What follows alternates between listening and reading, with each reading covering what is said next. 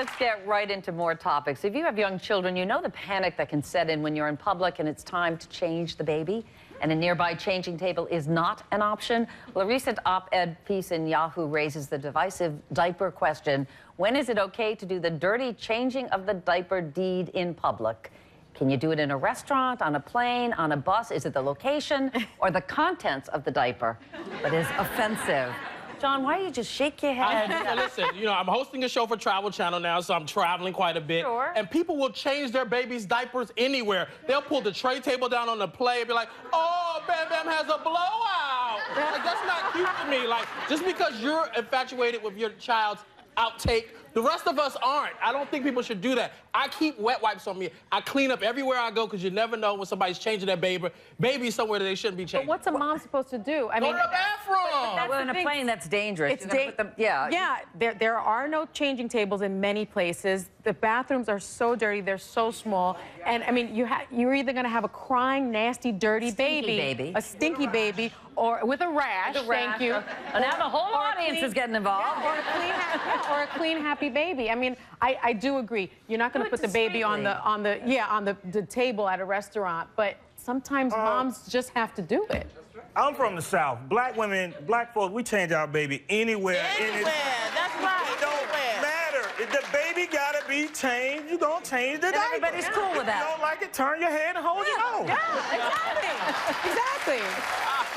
Is there any place that you would say no to, Yamanika, under no circumstance? No, because I grew up in a family, we had foster children, we had all kinds of kids around. You got to change that, especially when it's starting to smell. It's like, no, get him up out of there, change that diaper. I mean, you don't have any children, so for you to even start talking about that, to I don't have any children, which means I shouldn't be exposed to your baby's blowout on the airplane. But no, it don't work like that, John. The baby doesn't mean it. It just happens. It happens. Same way mommy would go to the potty room, the baby needs to go to the potty room. Well, he can't walk there. How he gonna get there? Haul baby on down that aisle to the potty room. Well, you know, John, you're going to be interested because we did do a Facebook poll to see if everybody agreed with you.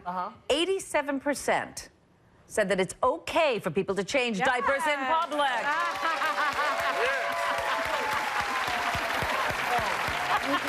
You're just gonna drop the diaper on your aisle when you pass by. If you don't like it.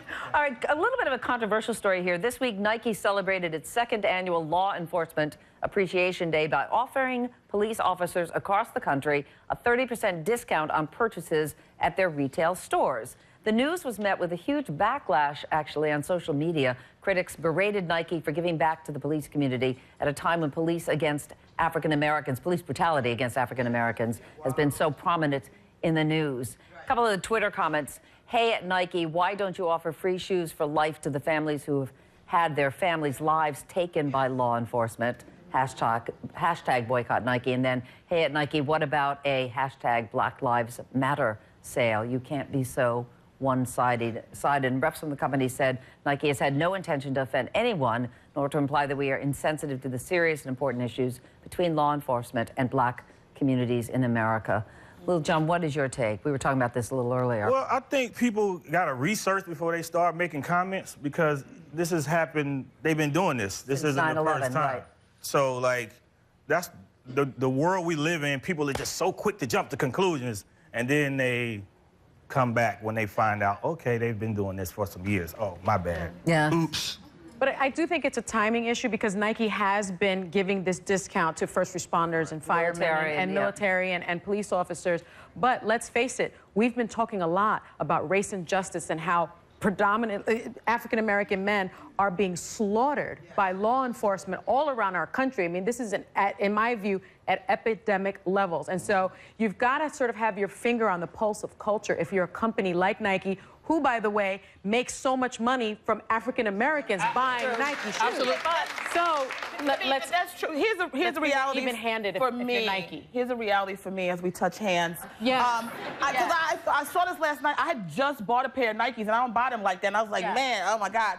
But I agree with Little John. We have to do research. Here's the thing. If this is something that they've been doing and it's on mark with how they've annually been doing it, then I believe them when they say it wasn't their intention. But I do understand, as a black person, how sensitive it is right now because we are dying in the streets at the hands of police officers at a high rate. Well, sure. And the thing is, I don't want to police bash because police officers do an incredible job, a job that I don't do, right? Absolutely. They risk their lives. Yeah, they risk. The majority are great cops. When I was a prosecutor, I worked day in and day out with amazing police officers who risk their lives every single day for our protection.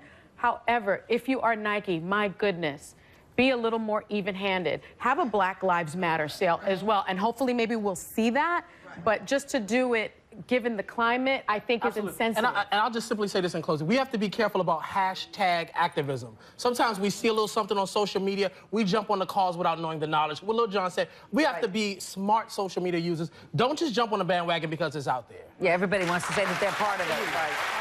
Up next, more What's Hot Live topics with our lively panel. Don't go away.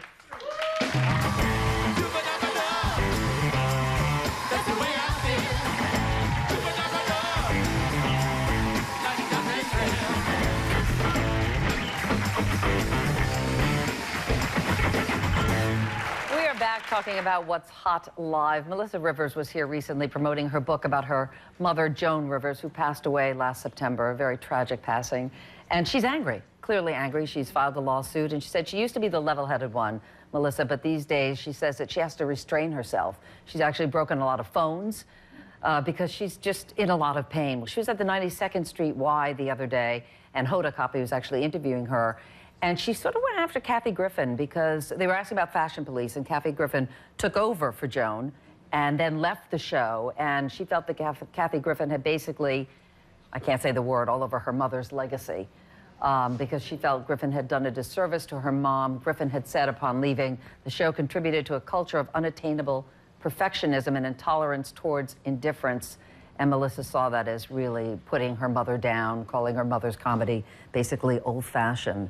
Yamanika, what do you think? Well, you know, first of all, as a comic, I mean, Joan Rivers is one of my idols, you know. Right, legend. To say that, yeah, absolutely. Her bravery and her charisma. But, you know, Joan Rivers was known for saying things that was very controversial. I've read books on Kathy Griffin, and I know she has a love for Joan Rivers. I just think sometimes people say stuff, and then it gets misinterpreted. You know what I'm saying? And it's not, I understand what Melissa Rivers is going through. She's going through pain, so I don't want to add to that by saying she was, you know, being too sensitive. But I think if she really looks at Kathy Griffin and the love that she had for Joan Rivers, she would understand that she was probably just saying something that got interpreted. It didn't mean anything negative. I couldn't disagree more. Here's the thing. I actually feel for Melissa Rivers. And you can mean mug me. We could be like Kathy and Joan up here. But no, I feel like we've now learned that Kathy Griffin didn't even write her exit statement from the Fashion Police. Leah Dunham wrote it for her. And the statement made her sound like she was the Gloria Steinem of comics. Kathy Griffin has been a mean girl on stage since she got in the business. So for her to act like she can't criticize people's fashions because she felt like a mean girl, first, she's a hypocrite and a liar. So let's start there. Whoa, I mean... If she respects Joan Rivers the way she said she did, she would have done nothing to disrespect or diminish the legacy that Joan had created with Fashion Police, because if Joan was alive, she would have cussed her out for doing it. I still don't think she meant that. Yeah, hard, like, yeah. And I want a comedy career after this. Please get away from me for a while. The truth is, we're all angry that she's gone, every single one of us, because it should never have happened, and it's a very sad thing. I want to thank all of our panelists today, and head to Las Vegas this summer to check out this guy, Lil Jawn, DJing at the Wynn Las Vegas and Encore Resort. I'm going to be back in a minute, but before we go to break, we received the sad news that blues legend B.B. King passed away last night in his sleep in Las Vegas. He was 89 years old, 6 decades worth of entertaining, known for classics like When Love Comes to Town and The Thrill Is Gone. And I had the chance to interview him once. And of course, he had his black guitar, the black lacquered guitar that he nicknamed Lucille. I didn't realize, I was reading a lot about him today. He was the son of a sharecropper. And he grew up to be the king of blues and greatly loved. And to honor him, our band is going to play The Thrill Is Gone as we go to break. Thrill is gone. Thrill is gone away. The thrill is gone, babe. The thrill is gone away. You know you've done me wrong. You'll be sorry someday.